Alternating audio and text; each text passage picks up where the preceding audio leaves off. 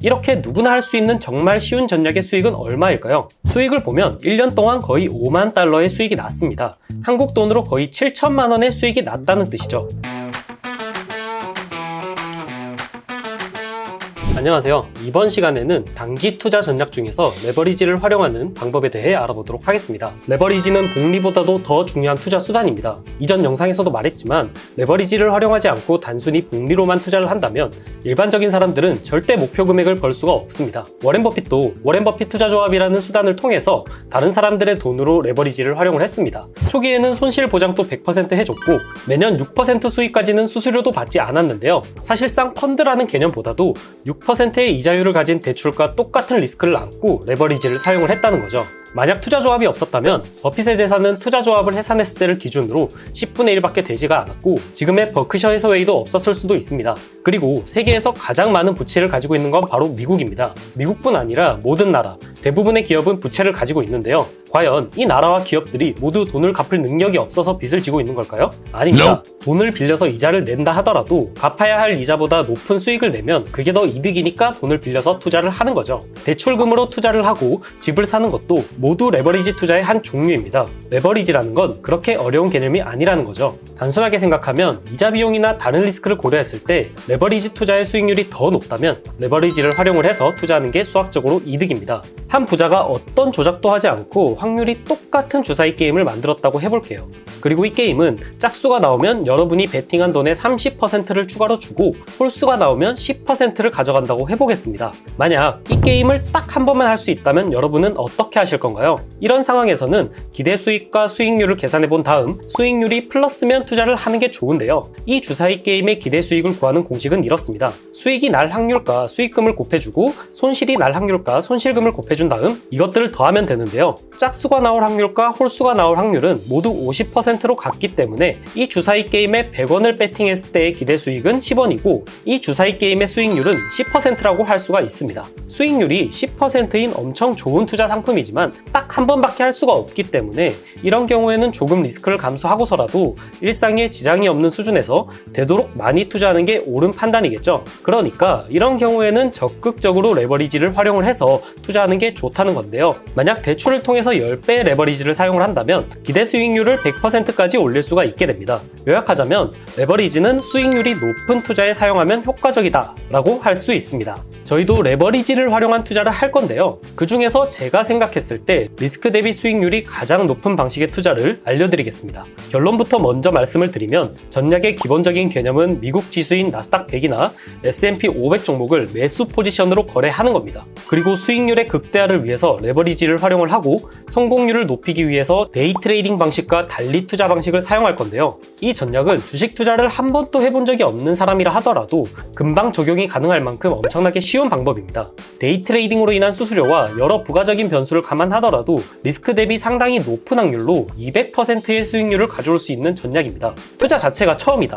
선물은 잘 모르겠다. 이런 분들을 위해서 선물 거래에 대한 개념이나 용어, 거래 방법을 정말 쉽게 이해할 수 있도록 전자책을 만들었으니까 댓글에 있는 링크로 요청을 하시면 보내드리도록 하겠습니다. 자, 이제 전략에 대해서 좀 더 설명을 드릴 건데요. 그 전에 200%라는 수익률이 정말 말이 되는지 궁금해하실 것 같으니까 먼저 이 수익률이 실제로 가능한지부터 보여드리도록 하겠습니다. 자, 지금 보시는 화면은 나스닥 100 선물의 2시간봉 차트인데요. 화면에 빼곡하게 보이는 이 화살표는 작년인 2023년 6월 1일부터 올해 2024년 5월 31일까지 1년 동안 매일 나스닥 지수를 매수로 진입해서 당일 청산했다는 뜻입니다. 자, 이렇게 좀 더 확대를 해보면 언제 진입했고 언제 청산했는지가 나와 있죠. 보시면 이 전략은 특별한 기법을 쓰지 않았습니다. 일목균형표나 볼린저 밴드, 이평선과 같은 지표는 하나도 필요 없다는 거죠. 그냥 정말 단순하게 매일 같은 시간에 진입을 해서 익절과 손절만 고정을 해둔 건데요. 이렇게 누구나 할 수 있는 정말 쉬운 전략의 수익은 얼마일까요? 수익을 보면 1년 동안 거의 5만 달러의 수익이 났습니다.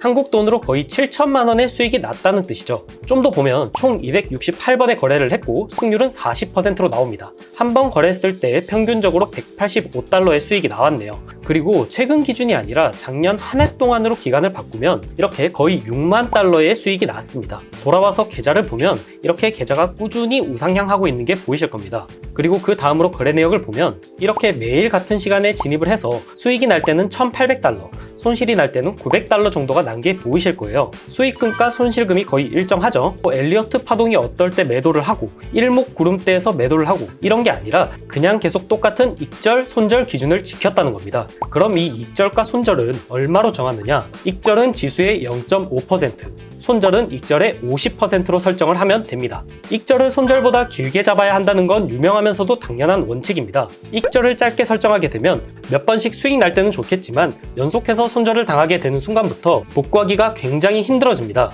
지금 이 전략에서도 만약 익절과 손절을 거꾸로 바꾸게 되게 되면 수익금이 20% 수준으로 뚝 떨어지는 게 보이시죠? 그렇기 때문에 익절은 반드시 손절보다 길게 설정하는 게 좋습니다. 그럼 이제 익절 기준을 보겠습니다. 익절 기준은 왜 하필 지수의 0.5%일까요? 익절은 되도록 길게 잡는 게 좋습니다.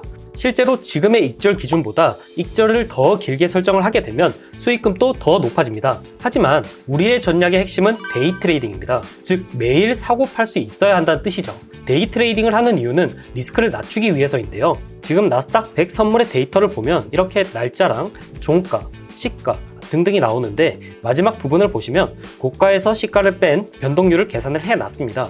여기서 왜 변동률을 종가가 아니라 고가에서 시가를 뺀 수치로 계산을 했냐면 우리의 전략은 매일 사고 파는 데이 트레이딩이기 때문에 가격이 고가까지만 올라가주면 파는데 문제가 없기 때문입니다. 그러니까 고가를 찍고 갑자기 확 빠져서 시가까지 내려왔다고 해도 목표가까지만 올라줬다고 한다면 우리는 이미 수익을 낸 상황이라 괜찮다는 겁니다. 자, 그래서 21년부터 올해 중순까지 3년 반의 변동성을 한번 계산을 해봤는데요. 1% 이상 변동성을 보인 날은 평균 80%로 나왔고 0.5% 이상의 변동성을 보인 날은 96%가 나왔습니다. 그러니까 1% 수준으로 잡게 되면 당일에 청산을 못하는 경우가 너무 많이 발생을 해서 수익이 예측하기가 힘들어진다는 뜻이죠. 그래서 우리는 96% 이상의 확률로 당일에 청산할 수 있는 0.5%를 익절 기준으로 잡고 거래를 하면 됩니다. 그리고 다시 거래 목록으로 돌아와서 보면 계약수가 1로 일정한 것도 보이실 텐데요. 이 계약수와 같은 용어는 전자책에 다 들어가 있긴 하지만 여기서 짧게만 설명을 드리자면 주식에서의 한 주와 같은 개념입니다. 계약수를 2로 올리면 수익도 2배가 되는 건데요. 반대로 한 계약도 너무 단위가 크다고 생각이 되면 마이크로라는 종목을 통해서 0.1계약식으로도 거래를 할 수가 있습니다. 여기서 요점은 계약수가 늘어나지 않고 일정하게 비중을 유지하고 있다는 건데요. 결국 복리 방식의 투자가 아닌 달리 방식의 투자라는 뜻입니다. 투자자에게 복리는 거의 필수나 다름없는 방식인데요. 그런데 왜 달리 방식으로 투자를 할까요?